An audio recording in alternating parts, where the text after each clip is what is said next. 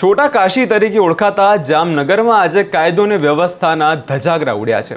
એવી ઘટના જ્યારે સામે આવી રહી જેમાં શહેરમાં મહિલાઓનો આતંક મચ્યો છે। આવું એટલે કહી રહ્યા છે કેમ કે 5 મહિલાઓએ ભેગા થઈને એક યુવકને જાહેર રસ્તા પર ઢોર માર માર્યો છે। શું છે સમગ્ર મામલો તેના વિશે વિગતે ચર્ચા કરીશું। નમસ્કાર, હું છું પ્રથમ મોદી, આપ જોઈ રહ્યા છો નિર્ભય ન્યૂઝ। શું હવે જામનગરના રસ્તા ઉપર સામાન્ય નાગરિક હવે સુરક્ષિત નથી?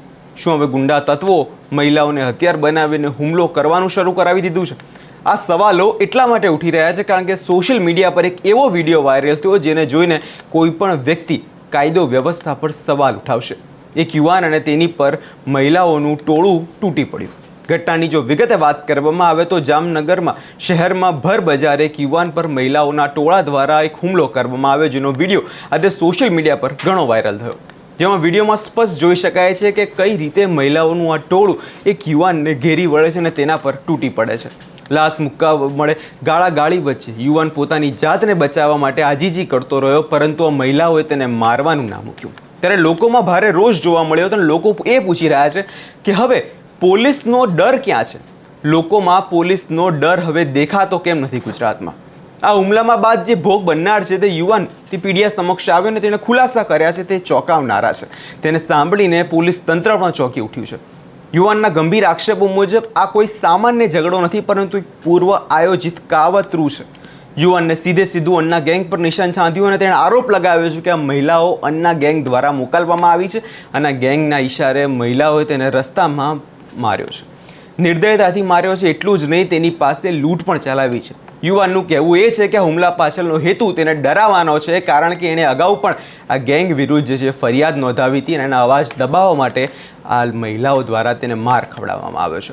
સૌપ્રથમ સાંભળીએ તે યુવાનનું આ વિષયમાં શું કહેવું છે। મારું નામ વસીમ હાજીભાઈ ખફી છે। ઉંમર મારી 35 વર્ષ છે। હું લોનનો વ્યવસાય કરું છું। આ નાયકા ગેંગ મારા વાસે પડી ગઈ। 15/3/2026 ના રોજ મેં વિડીયો બનાવેલો હતો। નિલપિત સાહેબને જાણ કરેલી હતી તો પોલીસે એના વિરુદ્ધ એફઆઈઆર લઈને એને તરત મૂકી દીધા। લૂંટની કલમનો ઉમેરો કર્યો નહીં ત્યારે પણ બી અને આજ 5 બહેનો અન્ના એકાએ મોકલેલ અને મારા ઉપર જીવલેણ હુમલો કરેલ છે, ઘાતકી હુમલો કરેલ છે। મારા 5000 રૂપિયા લૂંટી ગયા। હું બરોડાના બેટીએમના નાખવા જતો હતો અને મારો સોનાનો 1 તોલાનો ચેન એ બાઈઓ થઈને લૂંટી ગયા। સીસીટીવી ફૂટેજમાં મને મારે છે। તલવાર, ધોકા, પાઇપ, હથોડી લઈને 5 બાઈઓ આવે છે। અન્ના એકાએ મોકલે અનવર કાસમ ઉર્ફે અન્નો ખફી પૂર્વ આયોજિત કાવતરું રચી અને હું ચૂંટણીમાં ઊભો રહેવાનો છું। એના કારણથી એ લોકો મારા પર હુમલો કરાવવાના છે। મને કે પોલીસને પણ જાણ કરેલી છે, પોલીસે આ લોકો વિરુદ્ધ કાંઈ કાર્યવાહી કરી નથી। પોલીસે એને જામીન લઈને જવા દીધા। 15 એફઆઈઆર કરેલી હતી। આજ મારા પર 5 બહેનોને અનવર કાસમ ખફી, ઇકબાલ કાસમ ખફીએ મોકલેલ। એકનું નામ છે અંજુમ અનવર ખફી, એકનું છે શહેનાજ ગુલજાર ખફી, શશીદા ગુલજાર ખફી, પછી રાબિયાબેન અને સમીમ। એ પાંચેય મારા ઉપર તલવાર તથા સોનાના ચેનની લૂંટ કરી ગયેલ છે। અવારનવાર મારી ઉપર અન્ના સાગર ગેંગ બાયુની સક્રિય કરેલ છે। સાહેબ આના વિરુદ્ધ નિલપિત રાજ સાહેબને હું વિનંતી કરું, આના વિરુદ્ધ કેમ કાર્યવાહી નથી થતી? સાહેબ બધી ગેંગ વિરુદ્ધ કાર્યવાહી કરો છો, કેમ પોલીસ આના વિરુદ્ધ નથી બેઠી? શાંતિથી કેમ બેઠી છે કે મારી કેમ લૂંટની ફરિયાદ પહેલા ના લીધી? મારો સામાન લૂંટી ગયા ત્યારે પણ ફરિયાદ ના લીધી। પોલીસ એમ કહે કે ઘરની મેટલ છે। ઘરની શેની મારી મેટલ? આ ગેંગ છે સાહેબ। આ ગેંગે પાંચ વખત મારા વખત 7 વખત હુમલો કરેલ છે। આ ગેંગ વિરુદ્ધ યોગ્ય નિલપિત રાય સાહેબને હું વિનંતી કરું। હું એસપી કચેરીએ ગઈકાલ હું અહીંયાથી ડિસમિસ થઈને હું આત્મવિલોપન કરવાનો છું।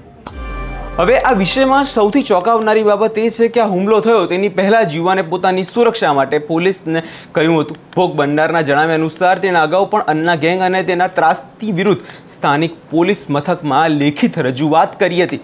જો પોલીસે એ સમયે અરજી ગંભીરતાથી લીધી હોત તો અત્યારે આ યુવાનની હાલત આવી ના હોત। જ્યારે કોઈ નાગરિક લેખિતમાં ફરિયાદ કરે છે ત્યારે તંત્ર શા માટે કોઈ મોટી ઘટનાની હંમેશા રાહ જોતું રહ્યું છે? આજે આ સવાલ જામનગરની જનતા પોલીસને પૂછી રહી છે। જોકે વિડીયો વાયરલ થયા બાદ આ મામલે અત્યારે જે છે પોલીસ દ્વારા કાર્યવાહી તો કરવામાં આવી છે। ઉચ્ચ અધિકારીઓના આદેશ બાદ સ્થાનિક પોલીસ તાત્કાલિક હરકતમાં આવી ગઈ। પોલીસે ભોગ બનનાર યુવકનું નિવેદન નોંધી તજવીજ હાથ ધરી છે। પણ સવાલ અહીંયા એ ઊભો થાય છે કે ઘટના બન્યા બાદ ત્યારે જ પોલીસ શા માટે એક્ટિવ થતી હોય છે? જે સમયે યુવકે લેખિત રજૂઆત કરી હતી એ સમયે જો ગેંગ વિરુદ્ધ પોલીસ દ્વારા કાયદેસરની કાર્યવાહી હાથ ધરવામાં આવી હોત તો આજે આ યુવકની હાલત આવી ના હોત. હવે સવાલ એ છે કે પોલીસ આ દિશામાં તપાસ કરી રહી છે અને આ ગેંગનું નેટવર્ક કેટલું મોટું છે અને જામનગરમાં બીજા કેટલાય લોકો આ ગેંગનો શિકાર બન્યા છે તેના પર અત્યારે સવાલો ચાલી રહ્યા છે.